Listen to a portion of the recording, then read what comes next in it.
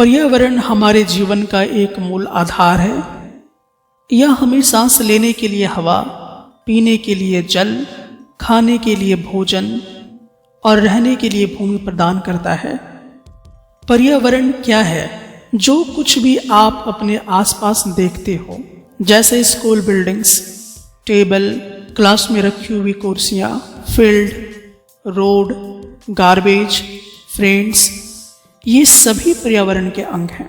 किसी भी जीवित प्राणी के चारों ओर पाए जाने वाले लोग, स्थान, वस्तुएं और प्रकृति को पर्यावरण कहते हैं। कुछ ऑब्जेक्ट्स का निर्माण नेचर ने किया है, जैसे पर्वत, नदियाँ, पेड़, प्राणी, जबकि अन्य का निर्माण मानव ने किया है, जैसे सड़क, कार, कपड़े, किताब आदि। हमारा पर्यावरण क्यों बदल रहा है? ऐसा हमारी ज़रूरतों के कारण होता है। ये दिन प्रतिदिन बढ़ती रहती है, इसलिए हम प्राकृतिक वातावरण में परिवर्तन करते हैं और कभी कभी उसे नष्ट भी कर देते हैं। इन्वायरमेंट दो चीज़ों के कॉम्बिनेशन से बना रहता है, एक नेचुरल और दूसरा ह्यूमन मेड, जिसे हम दो भागों में डिवाइड करते हैं। एक को हम बायोटिक कहते हैं और दूसरे को अबायोटिक कहते हैं। बायोटिक लिविंग ऑर्गेनिज्म की दुनिया है। इसमें जैसे प्लांट्स और एनिमल्स आते हैं। प्लांट्स में जैसे मैंगो ट्री, नीम ट्री और भी बहुत कुछ। एनिमल्स में काउ, डॉग्स, कैट्स एटसेट्रा। उसी तरह से अबायोटिक जो होते हैं वो नॉन लिविंग एलिमेंट्स को हम कहते हैं, जैसे land, river, buildings and etcetera.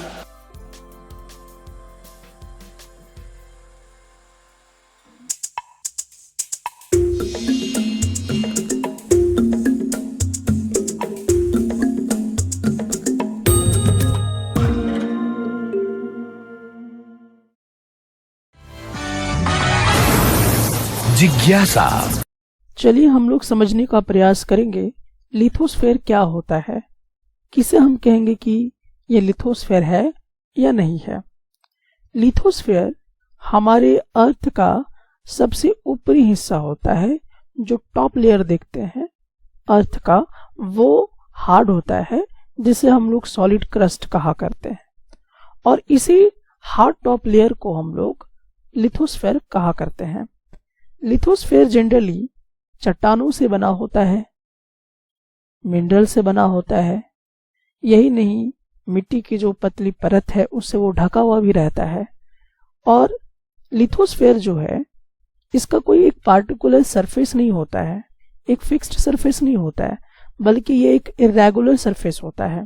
यानी कि इसको समझने के लिए जैसे एग्जाम्पल देख लीजिए आप, जैसे आप अपने माउंटेन्स देखते होंगे आसपास में, प्लेटूज यानी पठार देखते होंगे, मैदान देखते होंगे, वैलीज देखते होंगे। तो यहाँ पे आप देख रहे हैं कि कोई प्लेन है, कोई उबड़ खाबड़ है। तो जो लिथोस्फेयर का सरफेस है वो एक रेगुलर फॉर्म में नहीं होता है, बल्कि वो एक इरेगुलर सरफेसेस में पाए जाते हैं। सो इसे हम लोग लिथोस्फेयर कहते हैं। लिथोस्फेयर में ज्यादातर लिथोस्फेयर कहाँ कहाँ पाए जाते हैं? कॉन्टिनेंट्स में भी पाए जाते हैं, और लिथोस्फेयर हमारे ओशन फ्लोर्स में भी पाए जाते हैं। लिथोस्फेयर जनरली हमें क्या क्या देता है? लिथोस्फेयर से हमें फॉरेस्ट्स मिलता है, यानी कि इसमें जिससे हम लोग बहुत सारे लकड़ियां ले लेते हैं, फ्रूट्स ले लेते हैं, अनाज ले लेते हैं। तो ये सब चीजें हमें कहाँ से मिलती हैं? फॉरेस्ट से मिलती हैं। ये जो फॉरेस्ट है वो कहाँ पर है? लिथोस्फेयर के क्षेत्र पर है।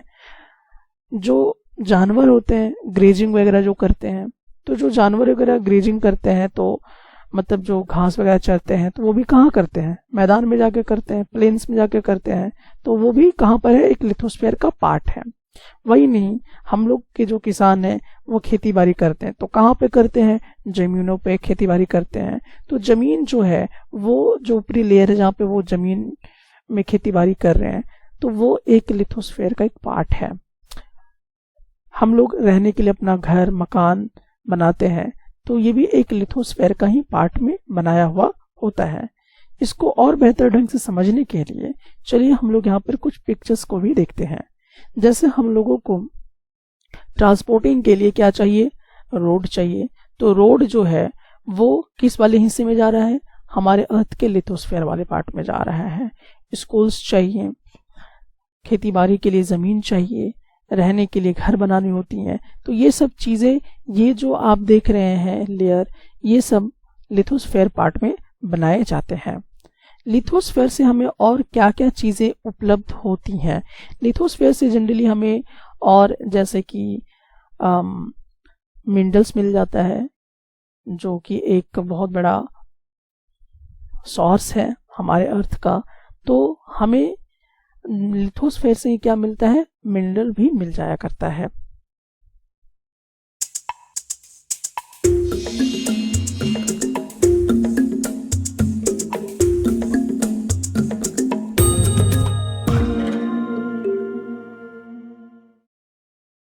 हाइड्रोस्फीयर, हाइड्रोस्फीयर क्या होता है, किसे कहेंगे हम हाइड्रोस्फीयर? तो जनरली जो हाइड्रोस्फीयर होते हैं ये एक क्षेत्र होता है, किसका, वाटर का क्षेत्र होता है। यानी कि जो पानी का क्षेत्र होता है उसको हम कहते हैं हाइड्रोस्फीयर, जैसे कि आप इस पिक्चर में भी देख रहे होंगे। इसमें क्या क्या चीजें कंप्राइजेज होते हैं, यानी कि क्या क्या चीजें इसमें शामिल होती हैं। तो इसमें बहुत ही डिफरेंट टाइप्स के वाटर बॉडीज आते हैं। जैसे नदी आप देखते हैं अपने आसपास में, लैक्स को देखते हैं यानी झरने वगैरह को देखते हैं, सीज को देख रहे हैं, ओशन को देख रहे हैं। तो ये सब जो वाटर बॉडीज हैं ये सब हाइड्रोस्फीयर के एक पार्ट हैं। तो जो भी सोर्स ऑफ वाटर है, यानी कि जहां जहां से पानी आता है, जैसे अगर आपका वेल वगैरह आप देखते होंगे, कुएं वगैरह देखते होंगे, तो वो भी क्या है, आपका हाइड्रोस्फीयर का एक पार्ट है। सो आपका हाइड्रोस्फीयर क्या हुआ, द डोमेन ऑफ वाटर, यानी कि ये एक वाटर का एरिया होता है जिसे हम क्या कहते हैं, हाइड्रोस्फीयर कहा करते हैं। और ये जो हाइड्रोस्फीयर होता है ये तमाम जीव जंतु या जितने भी जीव जंतु हैं जिसमें जान है उन सब के लिए बहुत ही जरूरी हुआ करता है, बहुत ही ज्यादा एसेंशियल हुआ करता है।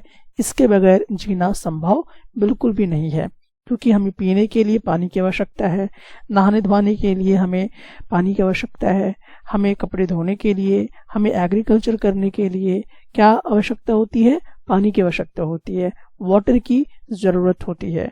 सो डोमेन ऑफ वाटर, यहाँ की मतलब जो पानी का एरिया होता है उसे हम कहते हैं हाइड्रोस्फीयर।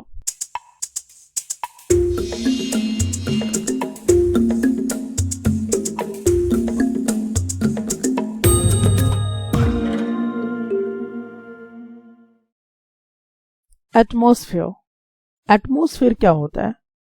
तो जो हमारा एटमॉस्फेयर होता है वो बेसिकली जैसे कि जो हमारे हवा है, हवा की जो पतली सी लेयर होती है, जो उसकी परत होती है, वो हमारी पृथ्वी के चारों ओर होती है। तो उसी जो पतली सी हवा की परत है जो कि हमारे पृथ्वी के चारों ओर है, उसी को हम एटमॉस्फेयर कहते हैं। ये जो एटमॉस्फेयर है, इस एटमॉस्फेयर को कौन होल्ड करके रखता है? तो इस एटमॉस्फेयर को जो पकड़ के रखता है, जिसे हम लोग कहते हैं ग्रेविटेशनल फोर्स। ये एक अर्थ के जरिए लगाया जाने वाला फोर्स होता है और ये आपको दिखाई नहीं देगा ये फोर्स, और ये नॉन कॉन्टैक्ट फोर्स होता है। सो ये जो ग्रेविटेशनल फोर्स है ये हमारे जो लेयर ऑफ एयर है उसे होल्ड करती है और हमारे एटमॉस्फेयर को बना के रखती है। इससे क्या क्या फायदा होता है? तो एटमॉस्फेयर क्या करती है, हमें बचाती है। किससे बचाती है? स्कॉचिंग हीट ऑफ सन से, यानी कि जो चिलचिलाती हुई धूप होती है, जो कड़क धूप होती है, उससे आपको एटमॉस्फेयर बचाता है। यही नहीं, हमारे सन से बहुत सारे अल्ट्रावायलेट रेज भी निकलते हैं, यानी कि जितने भी हार्मफुल रेज हैं उससे भी बचाने का काम कौन करता है? हमारा एटमॉस्फेयर ही क्या करता है। ये जो एटमॉस्फेयर है इसमें क्या क्या चीजें होती हैं, क्या क्या चीजें इसमें शामिल होती हैं? तो एटमॉस्फेयर में बहुत सारी गैसेस होती हैं, जैसे ऑक्सीजन होता है, नाइट्रोजन होता है, तो इसमें बहुत सारे गैसेस हैं, कार्बन डाइऑक्साइड हैं। तो ये तमाम जो गैसेस हैं इसमें कंटेंट होती हैं। वही नहीं, डस्ट पार्टिकल्स भी इसमें शामिल होते हैं, वाटर वेपर भी होता है, यानी कि मॉइस्चर भी पाया जाता है इस वाले एटमॉस्फेयर में। सो एटमॉस्फेयर में जनरली हम लोगों ने देखा कि क्या क्या चीजें होती हैं, गैसेस भी होती हैं, डस्ट भी होती हैं, वाटर वेपर भी शामिल हुआ करता है। The changes in the atmosphere produce changes in the weather and climate, यानी कि जब जब हमारा एटमॉस्फेयर चेंज होता है तब तब हमारे जो मौसम है, जो हमारा क्लाइमेट है, वो भी क्या होता है, चेंज होता रहता है। सो एटमॉस्फेयर चेंज होने की वजह से हमारा वेदर और क्लाइमेट चेंज होता रहता है।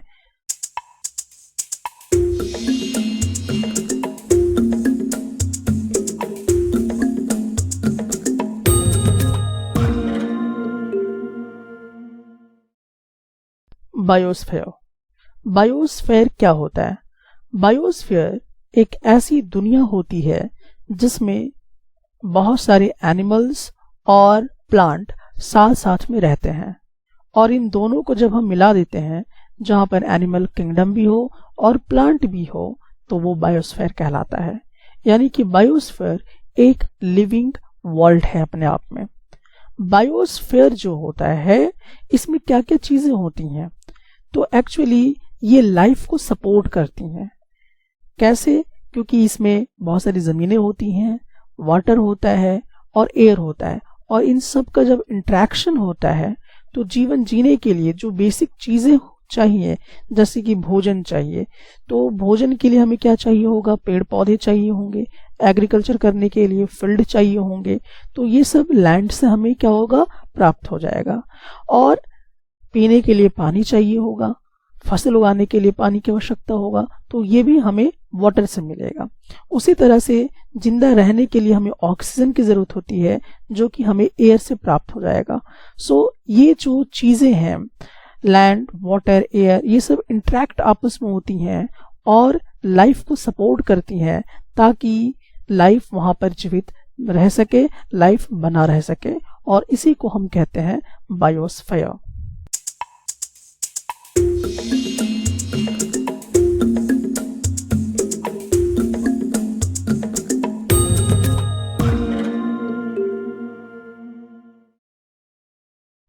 क्या आप जानते हैं, प्रत्येक वर्ष 5 जून को हम सभी वर्ल्ड इन्वायरमेंट डे मनाते हैं, यानी विश्व पर्यावरण दिवस मनाते हैं। चलिए हम समझने का प्रयास करते हैं इकोसिस्टम क्या है, किसे आप इकोसिस्टम कहोगे। तो इकोसिस्टम जितने भी लिविंग ऑर्गेनिज्म हैं और उसके आसपास में जो भी चीजें हैं, उन सब के बीच में एक इंटरेक्शन होता है, एक संबंध होता है, जिसे हम इकोसिस्टम कहा करते हैं। यहां पर एनर्जी का ट्रांसमिशन भी हुआ करता है। तो चलिए इकोसिस्टम को और क्लियरली समझने के लिए हम लोग कुछ इस पॉइंट को समझते हैं। The relation between the living organism as well as the relation between the organisms. तो यहाँ पे देखिए 3 बातें। पहली चीज तो आपको यहाँ पे क्या क्या चीजें समझनी है उसे देख लेते हैं। लिविंग ऑर्गेनिज्म और खुद ऑर्गेनिज्म के बीच में और उसके सराउंडिंग्स के बीच में रिलेशन होना चाहिए। अब जैसे कि हमें इसे समझने के लिए कुछ एग्जाम्पल लेते हैं। जैसे मछली है, तो मछली एक लिविंग ऑर्गेनिज्म है और वो जिंदा रहने के लिए कहाँ रहती है, वाटर बॉडीज में, यानी कि तालाब में हो सकती है, नदी में हो सकती है। तो उसका सराउंडिंग कौन हुआ, उसका सराउंडिंग वाटर बॉडीज हो गया।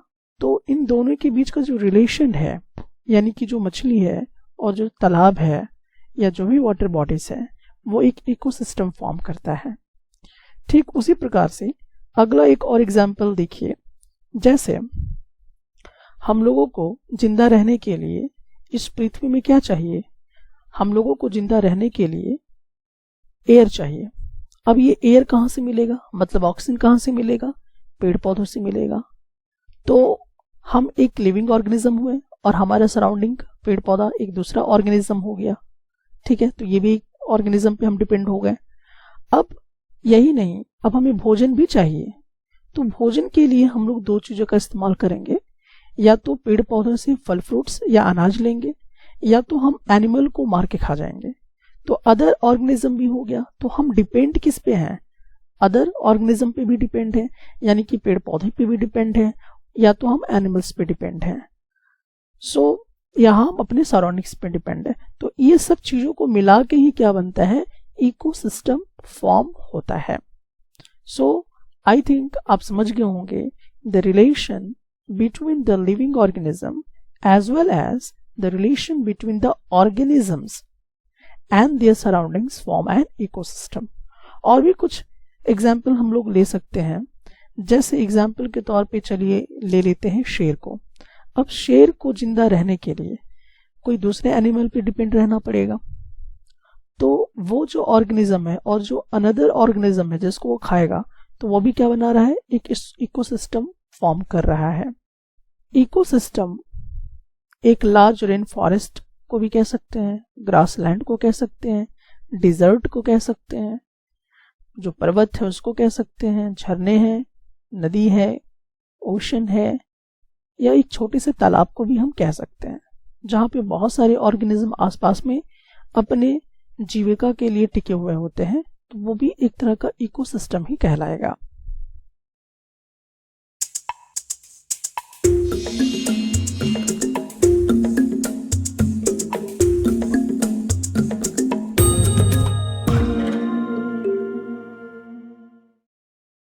Barter system. बार्टर सिस्टम क्या होता है? बार्टर सिस्टम यानी कि वस्तु का विनिमय पद्धति। इसमें क्या होता है कि धन का या पैसे का लेन देन नहीं होता है, बल्कि इसमें सामान की अदला बदली होती है। उसी को हम लोग कहते हैं बार्टर सिस्टम। यानी कि एग्जाम्पल के तौर पे अगर किसी ने आपको चावल दिया तो वह व्यक्ति आपको उसके बदले में कपड़े दे सकता है। या मान लीजिए आपको दूध खरीदना है, तो आपको दूध लेने के लिए पैसे नहीं देने थे। पहले क्या करने होते थे कि उसके जगह पे हो सकता है आपको गुड़ देना पड़े या चीनी देना पड़े। तो यानी कि सामान की जब अदला बदली होती है तो उसे हम लोग कहते हैं बार्टर सिस्टम, यानी वस्तु की विनिमय पद्धति।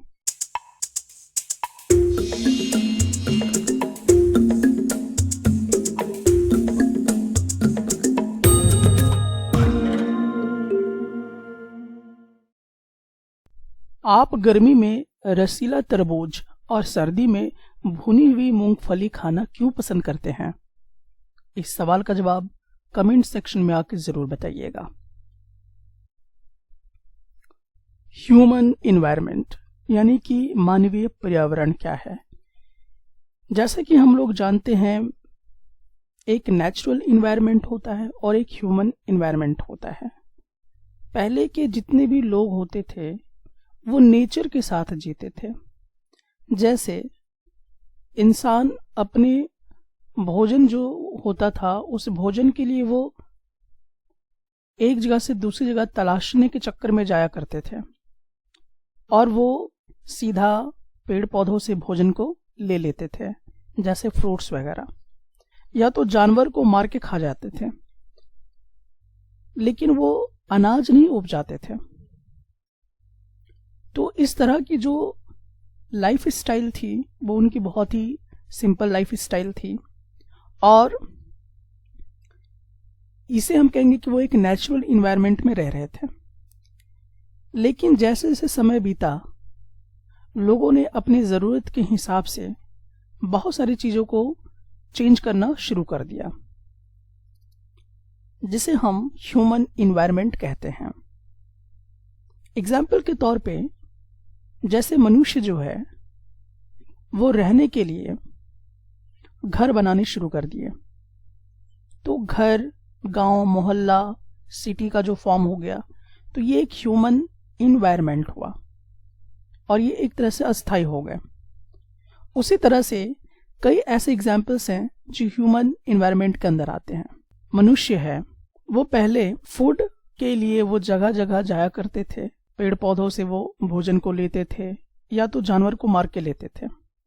लेकिन अब इंसान क्या करते हैं, खेतों में अनाज उपजाते हैं और उससे चावल, दाल, सब्जियां, ये सब चीज़ें जो हैं, क्रॉप्स जो हैं, वो फसल उगाकर अपनी ज़रूरतों को पूरा कर लेते हैं।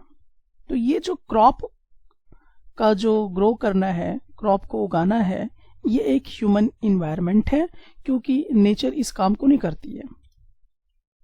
उसी तरह से जब इंसानों को ज़रूरत पड़ी, पहले के लोग जानवर नहीं पालते थे, अब लोग क्या करने लगे, जानवर पालना शुरू कर दिए, ताकि जैसे गाय से उन्हें दूध मिल जाएगा, तो वो दूध लेने के लिए गाय को क्या कर दिए, पालना शुरू कर दिए। कुत्तों का रखना शुरू कर दिए ताकि वो उनकी देखरेख कर सके। तो ये जो इन्वायरमेंट बना हुआ है, ये ह्यूमन ने डेवलप की है और इसे हम कहेंगे ह्यूमन इन्वायरमेंट। यही नहीं, आने जाने के लिए पहले के लोग पैदल आया जाया करते थे, लेकिन अब जो है लोग अपनी सुविधा के अनुसार क्या कर लिए, व्हील का आविष्कार किया, पहिए के आविष्कार किए और एक जगह से दूसरी जगह जाने के लिए वो बस का, ट्रक का या किस तरह का ट्रांसपोर्टेशन का इस्तेमाल करना शुरू कर दिए। तो ये जो है व्हील का जो इन्वेंशन है, ये भी एक ह्यूमन इन्वायरमेंट के अंदर आता है। पहले क्या होता था कि जो मनुष्य होते थे या जो भी जीव होते थे, वो जो नेचर देती थी उस पर डिपेंड थे। वो जितना उन्हें मिल जाए उतना ही उनको लेना होता था, और अगर उनको जीने के लिए अनाज की कमी हो रही है तो वो one place to another place क्या होते थे, माइग्रेट होते थे। लेकिन इंसान जो है इस समस्या का भी हल निकाल लिया। वो क्या कर दिया कि जरूरत से ज़्यादा क्या करने लगे, फसल उगाने लगे, स्टोर करने लगे फूड को। तो ये जो स्टोर करना है फूड को, या जो ज़्यादा से ज़्यादा उत्पादन करना शुरू कर दिए हैं फूड का, तो ये एक ह्यूमन इन्वायरमेंट है। उसी तरह से बार्टर सिस्टम लोगों ने लाया कि एक सामान के बदले दूसरे सामान को लेना। इसमें पैसे का इस्तेमाल नहीं होता है, बल्कि सामान की अदली बदली होती है, तो इसको कहते हैं बार्टर सिस्टम। तो बार्टर सिस्टम भी क्या है, एक ह्यूमन इन्वायरमेंट है। उसी तरह से और भी देखिए, जैसे उन लोगों ने व्यापार करना शुरू कर दिया, यानी कि पैसे अर्निंग करने के लिए कोई कपड़े का दुकान खोल लिया, व्यापार करना शुरू किया, किसी ने राशन का व्यापार करना शुरू किया। तो इस तरह के डिफरेंट व्यापार जो है वो चालू कर दिया, और ये भी जो है ये एक ह्यूमन इन्वायरमेंट के अंदर आया करता है। साथ ही साथ जैसे सीमेंट हो गया, सीमेंट की फैक्ट्री लगा देते हैं लोग, फिर कोल की फैक्ट्री लगी हुई है, तो तरह तरह की चीज़ें, इंडस्ट्री डेवलप होती गई। तो इंडस्ट्री का डेवलप होना, प्रोडक्शन को बढ़ाना, तो ये सब चीज़ें जो हैं वो भी इन्वायरमेंटल, एक ह्यूमन इन्वायरमेंटल के अंदर ही आया करता है। ट्रांसपोर्टेशन जो है बहुत ही फास्ट हो गई। अब सिर्फ बस या ट्रेन की बात नहीं हुई, अब एरोप्लेन से भी सब कुछ होने लगे हैं। तो ये भी हमारा क्या होता है, ह्यूमन इन्वायरमेंटल हुआ करता है। इंफॉर्मेशन की जहाँ तक बात करते हैं हम लोग, तो अब जितने भी एक क्रांति आ गई है इंफॉर्मेशन की, जैसे कि अभी आप खुद पढ़ भी रहे होंगे इसे, तो ये भी एक इंफॉर्मेशन की दुनिया से आई। तो ये जो दुनिया रचा गया है ये ह्यूमन ने रचा है, ना कि नेचर ने। जैसे आज के डेट में इंटरनेट का आना, किसी भी डेटा को कहीं से भी आप निकाल लेते हैं। तो ये जो इंफॉर्मेशन एक है, ये अपने आप में क्रांतिकारी है, कम्युनिकेशन है। आप एक जगह से दूसरी जगह कई हजारों मील पे बैठे हुए हैं और एक इंफॉर्मेशन आप तक पहुंच जा रही है, कम्युनिकेशन हो रहा है। तो ये जो इन्वायरमेंट है ये भी एक ह्यूमन इन्वायरमेंट के अंदर आता है। अब चलिए, आपसे एक प्रश्न है और इस सवाल का जवाब आप कमेंट सेक्शन में आके जरूर बताइएगा। इनमें से कौन ह्यूमन मेड इन्वायरमेंट है? ऑप्शन है आपके पास माउंटेन, ऑप्शन बी है सी, ऑप्शन डी है रोड।